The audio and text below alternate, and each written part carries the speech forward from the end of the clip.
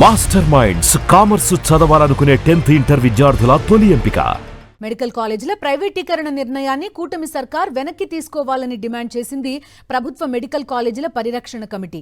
విజయవాడలో ప్రభుత్వ మెడికల్ కాలేజీల ప్రైవేటీకరణకు వ్యతిరేకంగా రౌండ్ టేబుల్ సమావేశం నిర్వహించారు. 10 కాలేజీలను పీపీపీ విధానంలో ప్రైవేట్ సంస్థలకు అప్పగించేందుకు ప్రభుత్వం ప్రయత్నిస్తోందని మండిపడ్డారు. ఈ నిర్ణయాన్ని వెంటనే వెనక్కి తీసుకోవాలని, ప్రభుత్వం ఆధ్వర్యంలోనే మెడికల్ కాలేజీల నిర్మాణం పూర్తి చేయాలని పరిరక్షణ కమిటీ డిమాండ్ చేసింది.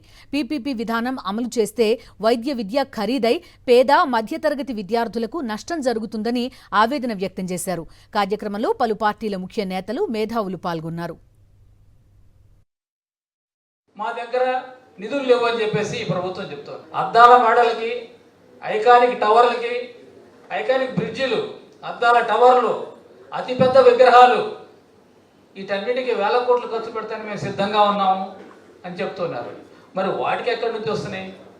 ప్రజలకు ఏది అత్యవసరం? ప్రజలకు అవసరమైన వాటి దగ్గరేమో మా దగ్గర నిధులు ఇవ్వని చెప్తున్నారు.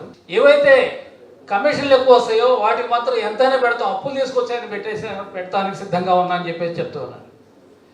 ఇవన్నీ మనం అర్థం చేసుకోవాల్సిన విషయం. అది కాకుండా చంద్రబాబు నాయుడు గారు మొదటి నుంచి కూడా ప్రభుత్వ వైద్య కళాశాలకు ఎగనిస్ట్ అతి సుదీర్ఘమైనటువంటి కాలం పరిపాలించినటువంటి ఈయన హయాంలో నిర్మించినటువంటి ప్రభుత్వ వైద్య కళాశాలలు ఏమీ లేవు. అన్నీ కూడా ప్రైవేటు వైద్య కళాశాలలే తప్ప ప్రభుత్వ వైద్య కళాశాలలు ఏనాడు కూడా దాని మీద ఆయన దృష్టి పెట్టలేదు.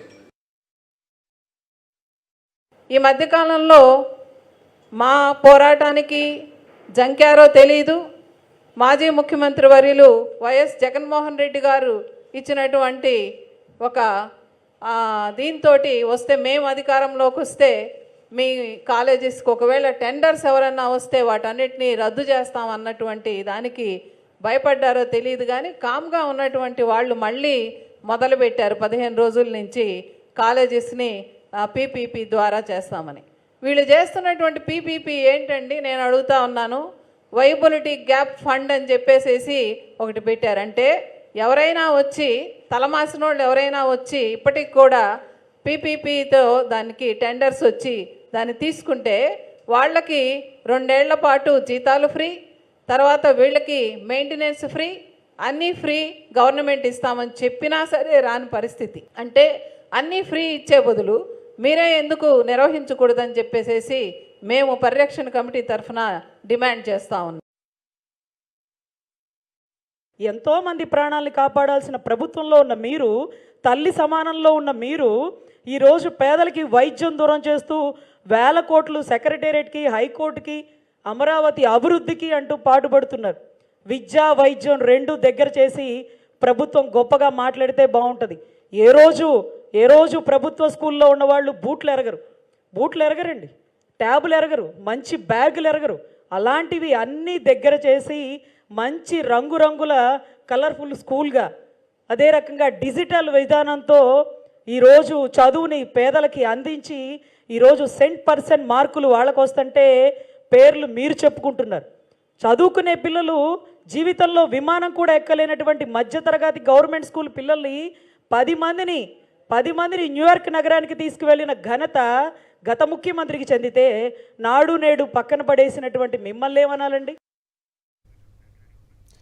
విజయవాడలో నిర్వహించిన ప్రభుత్వ మెడికల్ కళాశాలల పరిరక్షణ కమిటీ సమావేశంలో మాజీ మంత్రి పేర్ని నాని రాష్ట్ర ప్రభుత్వంపై తీవ్ర విమర్శలు చేశారు. ప్రభుత్వ మెడికల్ కాలేజీలను పీపీపీ విధానంలో ప్రైవేట్ సంస్థలకు అప్పగించే ప్రయత్నాలు జరుగుతున్నాయని ఆరోపించారు. ప్రైవేట్ మెడికల్ కాలేజీల్లో 1 సీటు 3 కోట్ల రూపాయల వరకు చేరిందని, పేద విద్యార్థులకు వైద్య విద్య అందకుండా పోతుందని అన్నారు. ప్రైవేట్ కాలేజీ అంటే డాక్టర్లను అందించే కాలేజీ ఒకటే కాదు, మెడికల్ కాలేజీ. హాస్పిటల్ ఉంటుంది. 4 లక్షల చెప్పారు. 300 పడకల ఆసుపత్రి ఉంటుంది. హాస్పిటల్కి వెళ్తే నువ్వు ప్రైవేట్ వాడికి ఇస్తే ఏమవుతుంది? మొత్తం ఫీజే. చిత్తూరు మెడికల్ కాలేజీని అపోలో హాస్పిటల్కి ఇచ్చావు. జగన్ చుట్టమే అయితే మాత్రం తప్పే. చిత్తూరు మెడికల్ కాలేజీలో ఏం జరుగుతుంది? చిత్తూరు గవర్నమెంట్ హాస్పిటల్ని అపోలో హాస్పిటల్కి ఇస్తే, అపోలో హాస్పిటల్ తీసుకున్నటువంటి మొదటి సంవత్సరమే హాస్పిటల్లో మంచాలు ఎట్టా ఉన్నాయి, మంచాలు కొత్త ఏం కావాలి, దుప్పట్లు ఏం కావాలి, డాక్టర్లు తక్కువ ఏమన్నారు, లేకపోతే ఏమేమి ఎక్విప్మెంట్ కావాలి పరీక్షలు చేయటానికి అని చెప్పి వాళ్ళు ఆలోచించలా. మెడికల్ కాలేజీ పెట్టాలంటే ఏమేమి కావాలని చూసుకుని మెడికల్ కాలేజీ పెట్టుకున్నారు. అపోలో హాస్పిటల్ చిత్తూరులో కావాలని మీరు చూసుకోవచ్చు ఎవరైనా. ఏం చేస్తున్నారు? ఫ్రీగా ఎవరికైనా అన్ని వేల కోట్లు సంపద ఉందని చెప్పి అపోలో హాస్పిటల్ గవర్నమెంట్ స్కూల్ తీసుకుని ఏమన్నా నే పుట్టిన జిల్లా అని చెప్పి ఏమన్నా ఉద్ధరిస్తాక ఏమైనా చేస్తున్నారా? లేదే పచ్చి వ్యాపారం చేస్తున్నారు దాని మీద. అపోలో హాస్పిటల్లో వైద్యం డబ్బులకి ఏమనంటే గొప్పగా చెప్తున్నారు, సర్వీస్ ఛార్జెస్ అంట. సర్వీస్ ఛార్జెస్ పైన హాస్పిటల్లో డబ్బులు వసూలు చేస్తారు. మెడికల్ కాలేజీలోనేమో అపోలో బ్రాండ్ మీద 3 కోట్లకి సీట్ అమ్ముకుంటారు. 60 అంటే 3 కోట్ల చొప్పున సుమారుగా 60, 70 సీట్లు 80 సీట్లు వస్తాయి. మరి డబ్బులు ఏంటి? చంద్రబాబు నాయుడు గారికి 3, 4 సీట్లు ఇస్తారంట, అంటే క్యాష్ ఇస్తారు. అంటే నాకేంటి దీంట్లో అని చెప్పినటువంటి ఎంతసేపు ఆలోచన తప్పితే, అరే పేదవాళ్ళకి వైద్యం పోతుంది. వైద్యం ఇవాళ మచిలీపట్నంలో మాకు అంత క్రితం ఎప్పటి నుంచో హాస్పిటల్ ఉంది, కానీ మా దగ్గర కార్డియాలజిస్ట్ ఉండేవాడు కాదు, మా దగ్గర నెఫ్రాలజిస్ట్ ఉండేవాడు కాదు, మా దగ్గర న్యూరోఫిజిషియన్ ఉండేవాడు కాదు, ఏ డాక్టర్ ఉండేవాడు కాదు. మందులేసే డాక్టరు, కోత కోసే డాక్టరు, ఏంటి గర్భసంచి లేదా పిల్లల ఆపరేషన్ ఏది అంటే పుట్టకుండా కాదండి, caesarean hospital, caesarean operation, normal delivery రావు, సిజేరియన్ ఆపరేషను, మా అయితే ఇంకేదో గడ్డలు ఉన్నాయి కడుపులో ఆపరేషను, వీటికి తప్పితే ఇంకేం వైద్యం ఉండేది కాదు. ఏదైనా మేము బెదవాడ రావాల్సిందే. కానీ వాళ్ళ జగన్మోహన్ రెడ్డి గారు మెడికల్ కాలేజీ పెట్టిన తర్వాత మాకు కార్డియాలజిస్ట్ వచ్చాడు, గవర్నమెంట్లో వచ్చాడు, ప్రైవేట్లో వచ్చాడు, న్యూరాలజిస్ట్ వచ్చాడు, నెఫ్రాలజిస్ట్ వచ్చాడు, గవర్నమెంట్లో వచ్చాడు, పోటీగా బయట ప్రైవేట్గా కూడా వచ్చాడు. మేము అక్కడి నుంచి కావాలంటే ఇక్కడికి రావాల్సిన పని లేదు, బందర్లో జరిగిపోతున్నాయి మాకన్నీ. స్టంట్లు బందర్లో వేస్తున్నారు, ఈసీజీ మన యాంజియోగ్రామ్ బందర్లో చేసేస్తున్నారు. అలాగే కిడ్నీలు చెడిపోతే డయాలసిస్ బందర్లో జరుగుతున్నాయి.